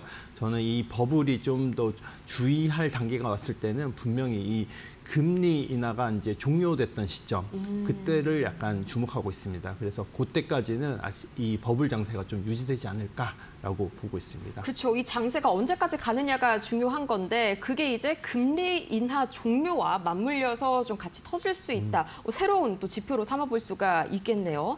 자, 그러면은 뭐 이어가지고 계속해서 뭐 펀더멘탈 차원에서 뭐 미국을 버리고 간다. 뭐 이런 식의 움직임은 아직까지는 좀 너무 이른 걸까요? 네, 뭐 물론 이제 단기간에 급등하고 또 계속적으로 주가가 상승해서 좀 불안한 건 사실입니다. 네. 그렇다고 해서 펀더멘탈이 탄탄한 미국을 버리고 뭐 비미국으로 옮기거나 아니면 미국의 비중을 축소한다. 네. 이런 전략을 좀 권해드리긴 어렵고요. 네. 뭐 비유를 들자면 강남 부동산이 단기간 급등하고 가격이 비싸다고 해서 네. 강남을 버리고 다른 데로 이사하는 걸 갖다 추천드리지 지방으로 못하는 가진 거랑 않죠. 예, 네. 비슷한 이치라고 좀 보시면 이해가 빠를 것 같습니다. 아, 네. 그렇게 말씀을 주시니까 좀 이해가 상당히 편하네요. 그럼 이어서 이제 우리 시장 이야기도 한번 해볼 텐데 지난 금요일이었습니다. 이제 양시장이 또다시 3%대 하락을 했고요. 뭐 외인이 코스피에서 거의 3조 원 가까이 매도를 하면서 월봉을 보니까 코스피가 거의 6%대 밀렸습니다. 2년 반 만에 최대폭 하락이었는데 저는 이걸 보면서 그간의 추세가 좀 깨졌나 불안한 마음이 들더라고요. 저는 뭐 단기간에 이렇게 주가가 전고점을 깨고 4,200까지 올라갔다가 네. 지금 현재 3,800으로 조정된 거는 분명히 맞습니다만 아직까지 정책 모멘텀이 살아있고 네. 저희가 흔히 아는 뭐 배당소득세 분리과세라든지 자사주 매입 소각 이슈들 네. 그리고 또 국내 증시의 어떤 밸류에이션 정상화 과정은 여전히 진행 중이라고 좀 생각을 네. 하고 있습니다. 그 외에 좀 저도 금융기관에 종사를 하고 있는데요. 그렇죠. 지금 봤을 때는 어떤 예금에서 주식으로 머니 부부가 좀 많이 발생하고 예금에서 있는 게 주식이요? 좀 네. 관찰되고 있고요. 그리고 또 부동산 자금을 갖다가 증시로 좀 적극적으로 좀 네. 로테이션, 저희가 흔히 그레이트 로테이션이라고 좀 표현을 그레이트 하는데요. 로테이션이 그 말이었군요. 네, 그렇게 증시 쪽으로 자금들이 좀 많이 유입되고 있어서 이런 유동성 대기 자금도 국내 증시를 좀 받쳐주는 약간 버팀목이 될 수 있다고 생각합니다. 지금의 단기 약간 눌림목은 그냥 저가 매수의 기회로 활용하면 괜찮을까요? 네, 이렇게 약간 조정 장세가 왔을 때 그동안 사실 단기 급등 때문에 편입하는 걸 좀 주저하셨던 분들은 네. 이런 시점에 좀 적극적으로 이렇게 분할 매수로 들어오시면 좋을 것 같다고 저는 말씀드립니다. 네, 아직까지는 이 정점이 아니라니까 너무 다행이네요. 그러면 뭐 그간의 추세가 살아있다면은 그동안 시장을 주도해왔었던 섹터, 특히나 반도체죠. 뭐 아직까지는 영업 실적이나 디램 가격이나 뭐 모멘텀 자체는 훼손이 되지 않았는데 SK하이닉스가 또 8% 또다시 떨어지니까 또 불안한 마음이 들더라고요. 이전과 똑같이 그냥 접근법 지속을 하면 괜찮을까요? 저는 여전히 이 주도주인 이 반도체 섹터를 주목할 필요가 있다고 생각을 네. 합니다. 삼성전자 같은 경우 많이 올랐지만 네. 현재 밸류에이션, 저 PBR이 아직 1.5배밖에 안 되거든요. 예. 하이닉스도 마찬가지입니다. 네. 지금은 약 한 3배 정도 수준이지만 뭐 지난 분기까지 2.4배 정도로 네. 좀 아직까지 좀 낮은 한참 편입니다. 남았네요. 네, 뭐 경쟁사인 저희 뭐 흔히 아는 웨스턴 디지털이나 네. 마이크론 테크놀로지도 지금 현재 오늘 오면서 보니까 한 8배, 4배 정도로 PBR이 삼성전자나 하이닉스 대비해서 상당히 높더라고요. 그런 면에서 볼 때는 아직까지 두 회사의 상승 여력은 아주 충분하게 있다고 저는 판단됩니다. 그러면 지금이라도 좀 내렸을 때 삼성전자랑 SK하이닉스를 좀 더 사두라는 그런 말씀이시네요. 저는 뭐 주식 전문가는 아니지만 네. 포트폴리오 전문가로서 반도체 섹터에 들어갈 때는 약간 이제 펀드로 한번 접근하라고 펀드요? 네. 추천드리고 있습니다. 저희가 흔히 이제 뭐 삼성전자나 하이닉스 같은 두 종목도 좋지만 그 외에 이제 소재, 부품, 장비, 그쵸, 소부장. 예, 흔히 소부장이라 말씀을 회사들도 존재하거든요. 근데 이제 저희가 이런 소재, 부품, 장비 회사들이 각각 어느 섹터를 막 담당하고 있는지, 뭐 네. 전공정이냐, 후공정이냐, 뭐 이런 부분에 대해서도 정확하게 좀 판단하기 어렵고 해서 편하게 들어갈 수 있는 것이 바로 ETF나 펀드입니다. 네.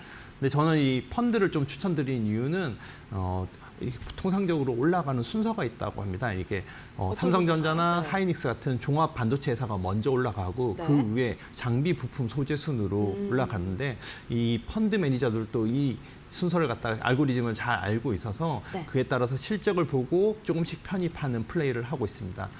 ETF도 사실 좋긴 하지만 아무래도 이게 시가총액 방식 그쵸. 또는 동일 비중 방식으로 투자하다 보니까 그런 어떤 프로세스를 갖다 좀 다 적극 반영하기에는 좀 한계가 있어서 그래서 저는 펀드를 추천드리고 있습니다. 그러니까 내가 해야 하는 고민을 이제 펀드 매니저분들이 대신 해주면서 적극적으로 좀 반영을 해줄 수가 있다는 게 바로 이 펀드의 네. 장점인 것 같습니다. 네. 그래서 궁금한 게 다른 섹터도 마찬가지로 좀 이렇게 펀드형으로 접근을 해도 괜찮을지 저는 좀 고민이 되거든요. 왜냐하면은 반도체는 이게 다 공급망으로 묶여 있는데 또 최근에 반도체랑 좀 바통을 이렇게 주고받는 제약바이오 여기는 개별 이슈가 워낙 천차만별이지 않습니까? 네. 똑같이 접근을 해도 괜찮을까요? 저는 그 지난 7월에 와서 이제 저희 많이 K테마의 대표죠. 조방원 네. 테마를 투자할 때는 이렇게 각각 이렇게 개별 단으로 투자하는 것보다 함께 묶여있는 ETF를 투자하라고 말씀드렸는데요. 네. 말씀드리고 싶은 거는 섹터별로 들어가는 방식이 다양합니다. 어떻게 다양할까요? 네. 바이오 같은 경우는 사실 저는 종목으로 들어갈 수 있으면 들어가라라고 말씀을 드리는데요. 이유는 그렇습니다. 워낙 바이오 같은 경우는 개별 종목 간 호재 악재들의 이슈들이 굉장히 많고요. 이걸 갖다 한꺼번에 묶었을 때는 오히려 이 효과가 상쇄되는 경우를 많이 봤습니다. 그래서 바이오는 종목 종목 단으로 좀 분석해서 들어가면 좋은데 네. 사실 이 의학 용어다 보니까 너무 어렵고 네. 그리고 또 각 회사가 어떤 핵심 기술을 가지고 있는지 일일이 다 분석하는 게 쉽진 않습니다. 네. 그래서 이제 그럼 종목이 좀 어렵다 하시는 분들은 그럼 차라리 들어가실 때 ETF 지금 앞에 액티브가 붙어 있는 바이오 액티브 ETF를 액티브 ETF요? 그 ETF에 이제 약간의 한 30% 비중은 이제 ETF 매니저가 좀 조정해서 호재에 있는 기업들에 좀 더 비중을 실어주는 형태로 투자하는 겁니다. 약간 좀 그래서 펀드랑 성격이 비슷하네요. 그렇죠. 네. 그래서 이런 액티브 ETF를 한번 바이오는 접근할 때 사용하시면 좋을 것 같습니다. 네, 반도체는 펀드, 그다음에 바이오 쪽은 액티브 ETF나 뭐 가능하시다면 종목으로 대응을 하시는 게 이제 섹터별로 접근법이다. 아, 굉장히 신선하네요. 저희는 그렇죠. 계속해서 증권 이야기만 하니까요. 그렇죠. 이제 환율 이야기도 한번 해볼 텐데 원화 실질 가치가 거의 16년 만에 최저를 기록했습니다. 이게 단순히 강달러에만 좀 이유를 두기에는 뭐 상당히 절하 수준이 좀 과하지 않나 싶은데 뭐 다른 요인도 있나요? 단기적인 환율 전망까지 한번 말씀해 주시죠. 환율은 저는 당분간은 이게 고환율 국면이라고 좀 판단을 네. 하고 있습니다. 전 딱 두 가지를 말씀드리고 싶은데요. 바로 추세와 주기입니다. 추세와 주기요. 네, 저희가 좀 환율을 볼 때는 좀 장기적인 관점에서 좀 봐야 되는데 그게 바로 추세고요. 네. 추세가 볼 때는 좀 장기적으로는 좀 우상향 추세인 거는 맞는 그쵸. 것 같습니다.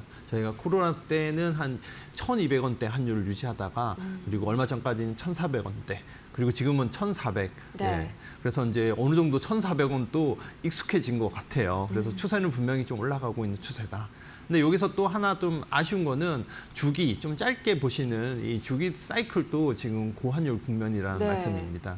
뭐 이유는 뭐 몇 가지 있습니다. 뭐 지금 미국 금리 인하가 그렇죠. 조금 더 지연되고 있다는 것과 또 가까운 나라죠. 엔화, 예, 또 이번에 엔화도 역대급 지금 재정 정책을 맞습니다. 발표했죠. 네. 엔화도 지금 약세 수준이고요. 그리고 3,500억 달러 대미 투자도 아직까지 클로징이 여전히 진행 중이라고 네. 말씀드리고요. 그리고 상호관세에 따른 수출 경쟁력도 좀 악화될 거로 보입니다. 그리고 뭐 외국인 투자와 한국인의 또 외국 투자를 봤을 때 이 수급 불균형은 여전합니다. 그쵸. 예, 우리나라에서 외국 투자한 게 3분기만 해도 2.8조 달러 정도 되더라고요. 네. 그래서 외국인이 국내 투자하는 비율보다는 압도적으로 좀 높은 수준입니다.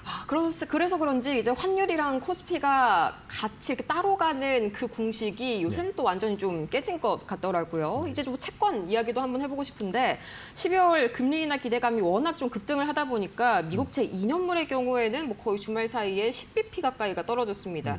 좀 매력도가 많이 떨어졌는데 이걸 정리를 해야 하나 싶은 분들도 계실 것 같아요. 아닙니다. 오. 이 채권도 굉장히 어떤 포트폴리오상 중요한 자산이고요. 네. 그래서 일정 부분 꼭 가져가야 될 필요가 있다고 저는 보고 있습니다. 네. 물론 이제 뭐 국내 채권 같은 경우는 3%대 그리고 미국 채권 4%대로 지금 수익률이 뭐 요즘 미장, 국장 종목만 잘 찍어도 하루만 해도 지금 네. 3, 4%는 그냥 먹는다. 그쵸. 뭐 이렇게 얘기를 하셔서 좀 덜 매력적으로 보이긴 하지만 저는 주목해야 될 거는 이제 목표 수익률을 갖다가 꼭 가져가야 되고 목표 투자를 할 때 수익률이요? 네. 그리고 일단 목표 수익률을 도달했을 경우는 일정 포션은 또 채권으로 옮겨서 안정성을 좀 확보해야 될 필요가 있다. 약간 변동성 방어 장치네요. 예. 그러면은 이 현재 시장 상황을 적용을 했을 때 이 채권 포트폴리오를 좀 어떻게 배분을 해야 할지 구체적으로 좀 한번 여쭙고 싶네요. 현재 버전으로는 그 한국 채권 1 그리고 미국 채권을 갖다 한 2 정도 가져가시라고. 1대2요? 네.